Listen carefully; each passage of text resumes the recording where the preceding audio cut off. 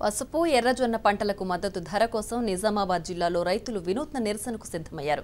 నిజామాబాద్ లోక్సభ స్థానానికి మూకుమ్మడిగా నామినేషన్లు దాఖలు చేయాలని రైతులు నిర్ణయించుకున్నారు.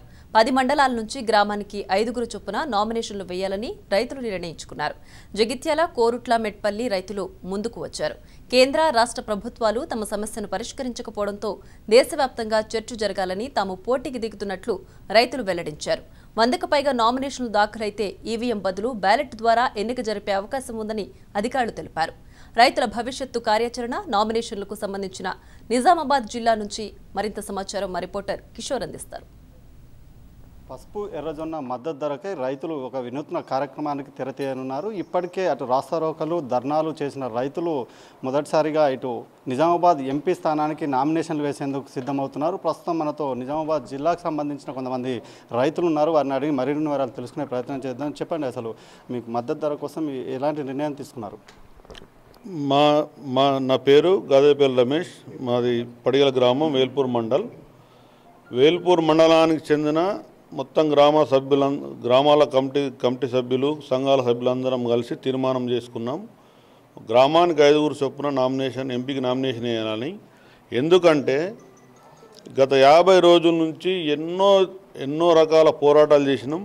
ప్రతి పోరాటాన్ని అణచివేసే దిశగా ప్రభుత్వం అడుగులేసింది. కానీ ఈ రైతుల సమస్యను పరిష్కరించే దిశలా ఎప్పుడు కూడా ప్రయత్నం చేయలేదు.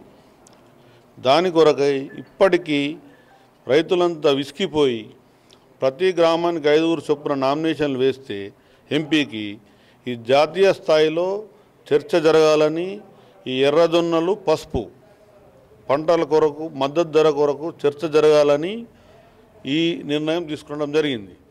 ఎందుకంటే ఎంపీ కవిత గారు పసుపు బోర్డు ఏర్పాటు చేస్తారని గత ఎన్నికల్లో చెప్పినారు. ఇప్పటికీ బోర్డు కానీ దానికి ఏది కూడా చేయలేదు.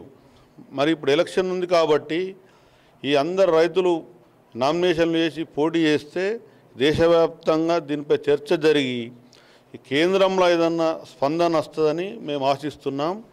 ఈ జొన్నలదైతే ఈ ప్రభుత్వ పరిధిలో పోయినసారి ఎలక్షన్ ఉందని కొన్నారు 2300కు. ఇప్పుడేమో కొంటలేరు.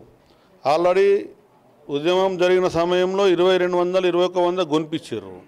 ఉద్యమం చల్లబడంగానే 1600కు తీసుకొచ్చి పెట్టారు.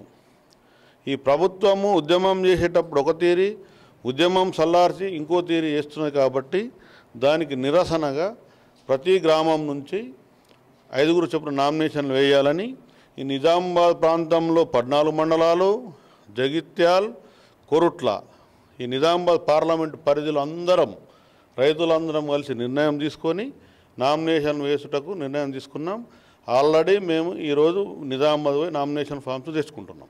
ఈ నామినేషన్ ప్రక్రియ అనేది ఎవరి ఆధ్వర్యంలో జరుగుతుంది? అంటే దీనికి నామినేషన్లకు కూడా ధరవతు డిపాజిట్ అవసరం ఉంటుంది. దానికి సంబంధించిన డబ్బు కూడా గ్రామ కమిటీ నుంచి వేస్తున్నారు. మరోవైపు ఈ పెద్ద మొత్తంలో నామినేషన్లు వేయడం వల్ల అటు ఎన్నికలే రద్దు అయ్యే అవకాశం ఉంది. దానివల్ల మీ సమస్యను తీసుకెళ్లే అవకాశం ఉంటుంది అంటారా? అయితే ఈ నామినేషన్ విషయంలో ఏంటంటే గ్రామ కమిటీలు ముందుండి ఎవరైతే నామినేషన్ వేయడానికి సిద్ధంగా అయ్యారో వాళ్ళందరికీ గ్రామ కమిటీయే భరిస్తుంది. దాదాపు దాని ధరవతు 25,000 దాకా ఉండొచ్చు. ఆ 5 గ్రామ కమిటీయే చూసుకుంటుంది.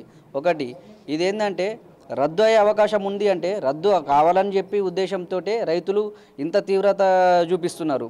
ఎందుకంటే 50 రోజుల నుంచి మేము జొన్నలు ధర్నా చేస్తుంటే ఒక్కళ్ళు కూడా స్పందించిన తీరు మాకు కనబడలేదు. కళ్ళాలల్లా ఎవరి జొన్నలు అక్కడే పత్తలు కప్పేసి ఉంచినాం. ఇప్పటికీ మేము కళ్ళాలలో ఉంచి ఒక 30 రోజులు అవుతున్నది. మేము ధర్నా చేసినప్పుడు ధర 2200 ఉండే, ఇప్పుడు 1600కు దిగజారింది. కనీసం వాళ్ళు ఆ ధరకు కూడా కొనే స్థితిలో లేదు. మాకున్న ఏకైక అస్త్రం ఏంటి అంటే మేము నామినేషన్లు వేసి ఈ ఎలక్షన్స్ని రద్దు చేయ దిశగానే పోరాడుతున్నాం. ఇప్పటికైనా స్పష్టమైన హామీ వస్తుందని మేము ఆశిస్తున్నాం. ఒకవేళ రాకపోతే మాత్రం మేము వెనుకడుగు వేసేది లేదు. గ్రామ కమిటీలు మాత్రం ప్రతి ఒక్కళ్ళు అందరికీ సపోర్టింగ్గా ఉన్నాయి.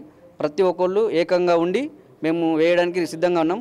రేపు సభ్యుల సంఖ్య ఎంత అనేది, ఎవరు వేస్తున్నారు అనేది పేర్లతో సహా, గ్రామాలతో సహా లిస్టు ఇచ్చే దిశగా మేము చర్చలు జరుపుతున్నామండి.